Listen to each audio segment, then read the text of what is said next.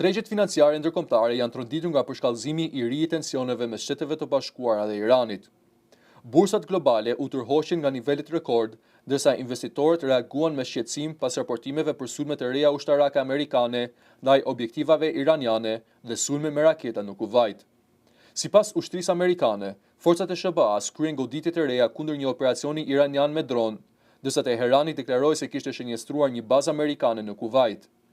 Zhvillimet kanë rritur frikën se përpjekjet për një marrëveshje paqeje në rajon mund të dështojnë, duke shtuar pasigurinë për ekonominë botërore. Si pasojë, çmimi i naftës Brent u rrit deri në 4% gjatë ditës, duke kaluar mbi $96 për fuqi.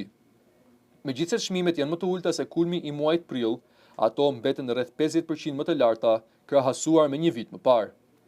Ngushtica strategjike e Hormuzit, një nga rrugët më të rëndësishme të transportit të naftës në botë, vazhdon të mbetet në qendër të tensioneve. Presidenti amerikan, Donald Trump, hodhi poshtë raportimet iraniane për një marrëveshje mbi rifillimin e trafikut detar në zonë. Rritja e çmimit të naftës ka ndikuar menjëherë edhe në tregjet financiare, pasi investitorët kanë frikë se inflacioni global mund të mbetet i lartë për një kohë më të gjatë.